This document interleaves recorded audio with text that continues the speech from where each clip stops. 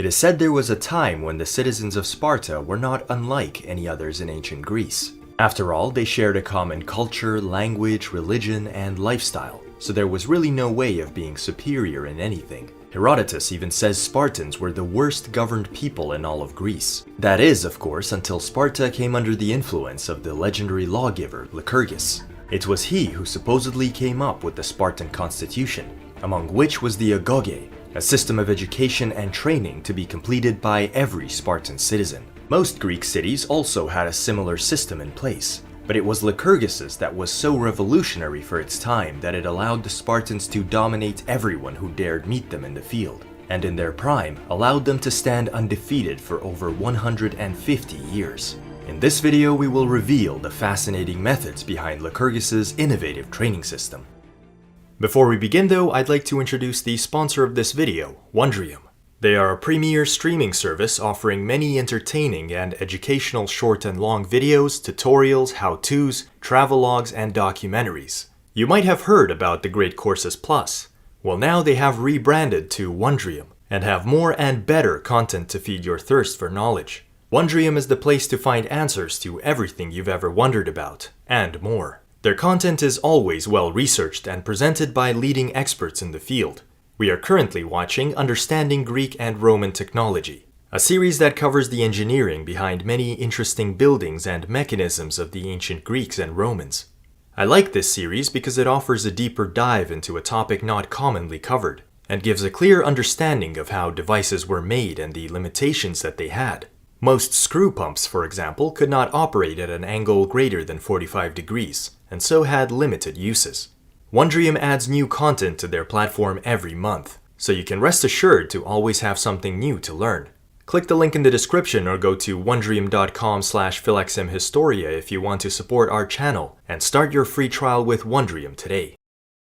As Lycurgus gazed upon the lazy, mediocre citizens of Sparta, he decided that his people were in need of a different concept of upbringing. At the center of this idea was his belief that healthy, disciplined, able-bodied individuals are integral to a successful and functioning society. So his system was to be extended to every young Spartan citizen, male and female. And though the girls were excluded from the more rigorous and extreme system of the agoge, they were still expected to perform the same exercises as the boys, like fighting and running, as it was believed that both parents had to be in peak condition in order to produce the best possible offspring.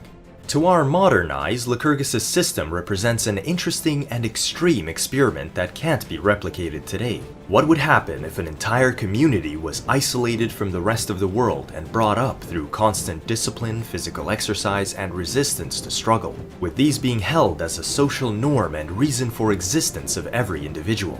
In theory, this would produce a perfect society of tough individuals, with built-in qualities to show respect, endure the struggles of life, and always strive for perfection. But now let us see how Lycurgus implemented his idea into a real system, and if it achieved the intended results he wanted.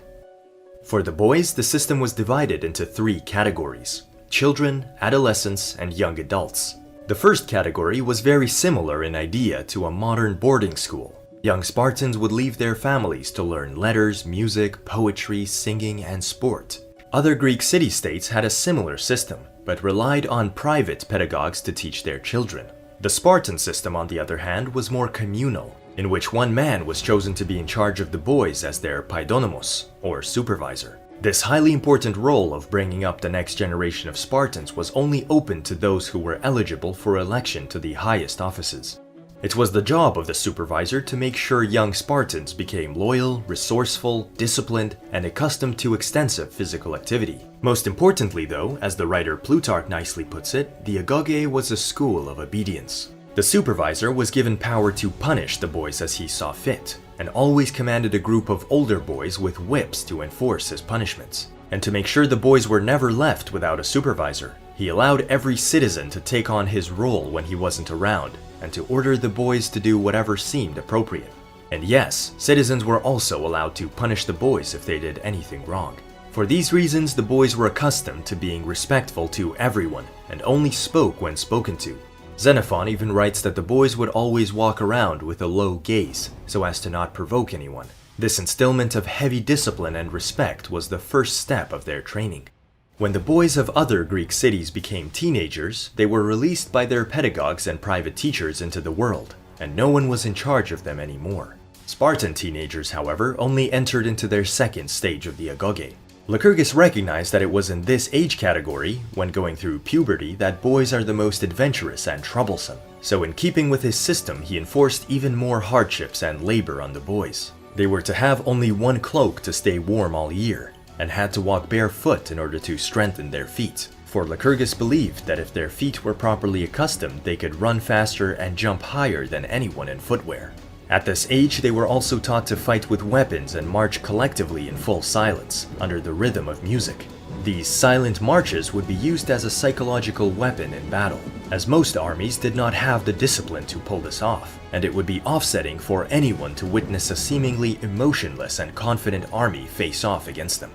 Interestingly, collective dancing, known as pirikios, was also performed by the Spartans. These war dances were essentially repetitive compound movements in full arms and armor, which would strengthen countless muscles in the body and improve their overall balance and cohesion.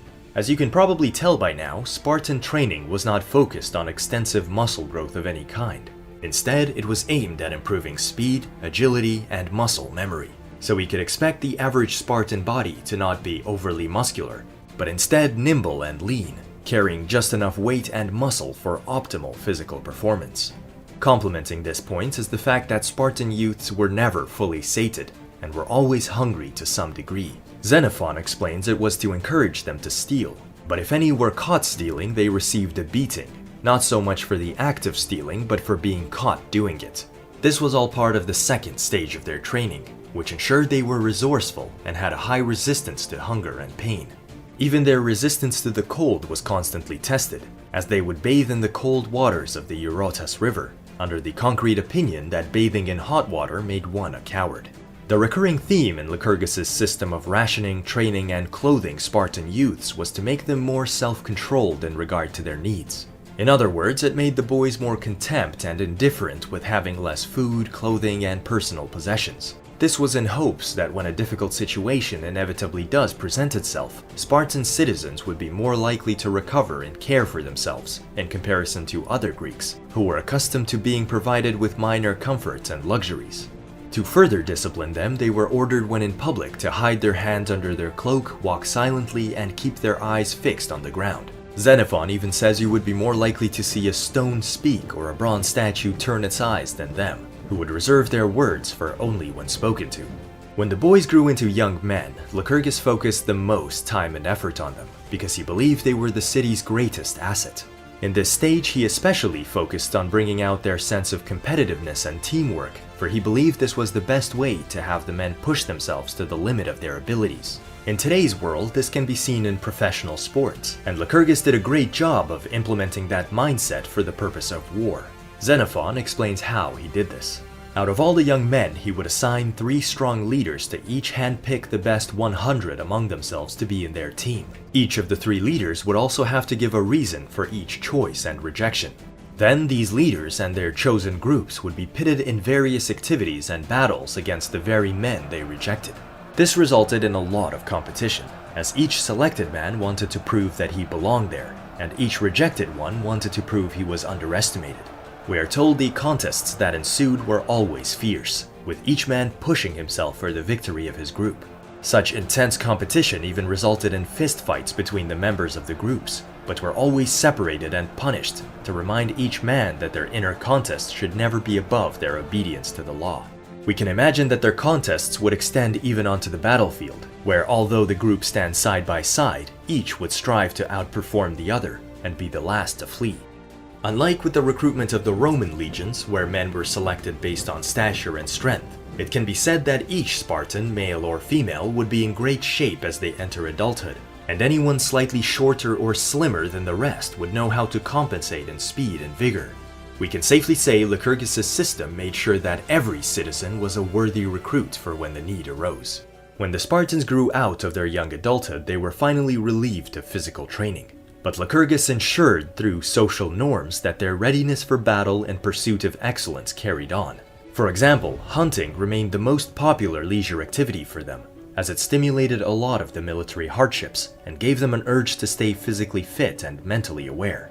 Marriage was also a motivator, as only when Spartans were in peak condition were they allowed to marry and have children, as Lycurgus believed this would produce the strongest offspring. He took it even further by making it frowned upon for couples to spend too much time together, as it would negatively affect their competitive spirit. The last social norm, and by far the most brutal, was put in place to discourage cowardice.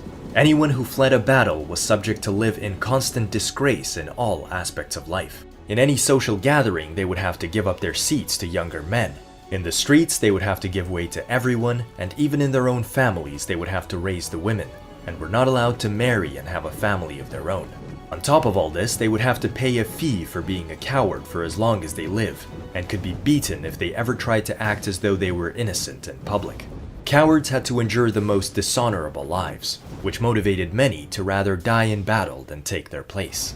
Do you think Lycurgus' system achieved his goal of molding perfect citizen soldiers, or were his methods a bit excessive and brutal? Let us know in the comments below. And if you think the Spartans were tough, check out the impressive training of the Roman legionaries, who would eventually conquer even the Spartans. And let us know which ancient training program produced the toughest of warriors.